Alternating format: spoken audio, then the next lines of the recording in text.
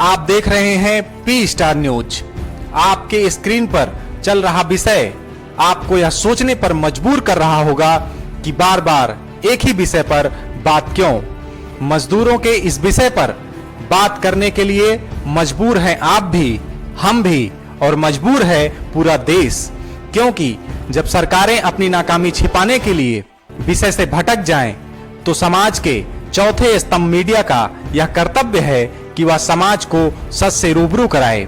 आज हम बात करेंगे महाराष्ट्र सरकार की नाकामी की, मजदूरों की बेबसी और लाचारी की, बात होगी रेल मंत्रालय के ट्विटर वार की, बात करेंगे महाराष्ट्र में विपक्ष की गलत राजनीति की, और बात करेंगे फिल्मी जगत के उस खलनायक की जो आज महाराष्ट्र में बन गया है मजदूरों का असली नायक।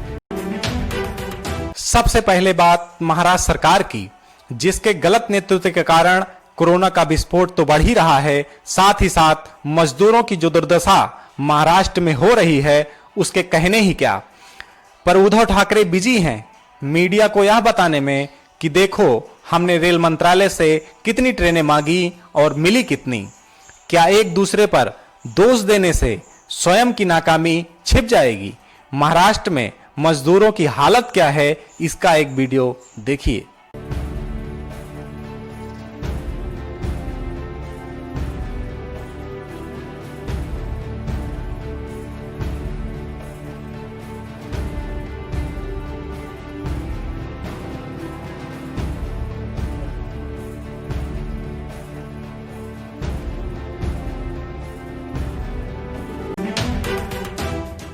ये तो बात रही महाराष्ट्र सरकार की नाकामी की, जिसकी अपनी स्वयं की एक बड़ी लाचारी है। वह लाचारी है उसके अपने साथी कांग्रेस के साथ होने की, जिसके युवराज राहुल गांधी यह कहते हैं कि हमने तो सिर्फ समर्थन दिया है।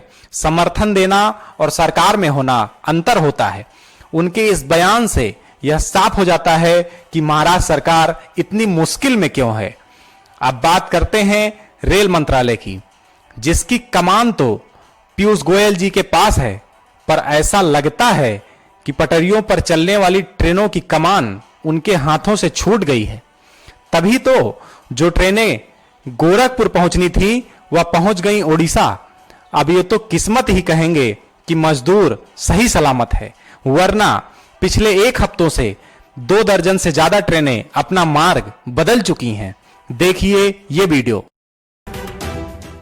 जब से श्रमिक स्पेशल ट्रेन चलाई गई है, तब से ऐसी खबरें सामने आ रही हैं, जिन्होंने रेलवे की अव्यवस्था की पोल खोलकर रख दी है। पिछले कुछ दिनों में कई ऐसी घटनाएं हुई हैं, जो बताती हैं कि इस कोरोना काल में रेलवे प्रशासन किस कदर लापरवाह है।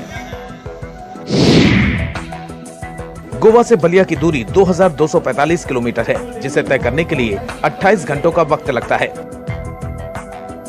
मगर रास्ता भटकने की वजह से यही दूरी 72 घंटे में तय हो पाई।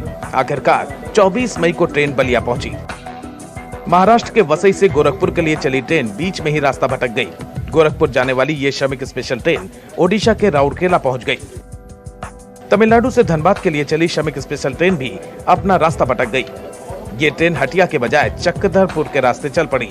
रविवार की सुबह ट्रेन राउरकेला स्टेशन पहुंची, जबकि उसे हटिया सुबह 8:30 बजे पहुंच जाना था। सूरत से चली श्रमिक स्पेशल ट्रेन को भुसावल इटारसी के रास्ते सीवान जाना था। 21 मई को दोपहर 2:30 बजे सूरत से रवाना हुई श्रमिक स्पेशल ट्रेन को 23 मई को दोपहर 12 बजे तक बिहार के सीवान पहुंचना था, लेकिन पहुंच गई ओडिशा के राउरकेला। लॉकडाउन में जब से देश के रेल मंत्री को इस भारी चूक की परवाह है या नहीं, यह तो नहीं पता, पर रेल मंत्री जी को ट्विटर पर पीछे न रह जाएं, इसकी परवाह बहुत ही ज्यादा है। तभी तो महाराष्ट्र सरकार से ट्विटर वार ही छेड़ दिया। माना कि कोरोना काल के इस दौर में राज्यों का प्रेशर बहुत ही ज्यादा है, पर रेल मंत्री जी को यह डिसीजन स्वयं ही लेना है कि पहले कोरोना महामारी से लड़ना है, मजदूरों की समस्या से निपटना है, या फिर ट्विटर वार से। आते हैं आज के अपने तीसरे विषय पर और बात करते हैं उस विपक्ष की जो 5 साल सरकार में रहकर आई है और उसे ही नहीं पता कि कोरोना महामारी के इस दौर में पहले करना क्या है। जी हां, हम बात कर रहे हैं महाराष्ट्र के विपक्ष और उप मुख्यमंत्री देवेंद्र फडणवीस जी की, जो पिछले 10 दिनों से इसी में लगे हैं कि महाराष्ट्र सरकार नाकाम है। जन सेवा से बढ़कर ज्यादा महत्वपूर्ण उनके लिए धरने पर बैठ जाना है। क्यों? क्योंकि यही साबित करना है कि महाराष्ट्र सरकार नाकाम है। प्रेस वार्ता करते हैं और वहां भी यही साबित करते हैं कि महाराष्ट्र सरकार नाकाम है। इस पर एक वीडियो देखिए। मुंबई जैसी जगह पर इतने बड़े पैमाने पर आज इन्फेक्शन हो रहा है कि जिसको कंट्रोल करने में सरकार पूरी तरीके से अक्षम है। आज हम देखते हैं मरीजों को एम्बुलेंस नहीं मिलती, रास्तों पर 8-8 घंटे बैठकर मरीज मर जाते हैं, लेकिन उनके लिए एम्बुलेंस नहीं आती।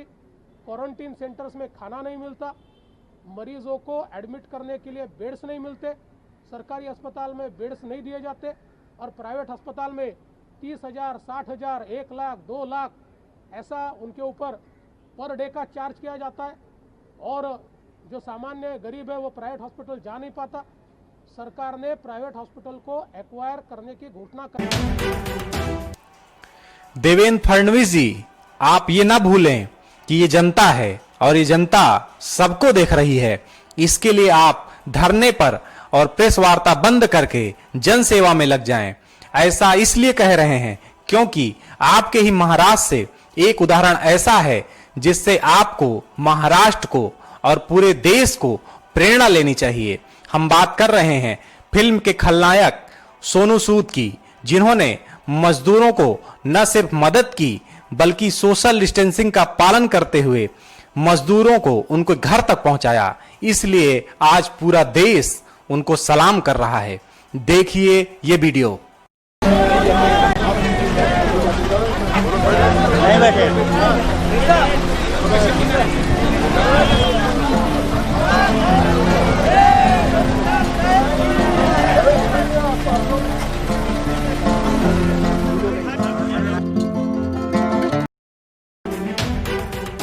इस वीडियो के माध्यम से सभी देशवासियों, सभी राज्य सरकारों तथा केंद्र सरकार से पी स्टार न्यूज यह निवेदन करता है कि इस वक्त सिर्फ देश सेवा ही कर्म है, धर्म है और कर्तव्य भी।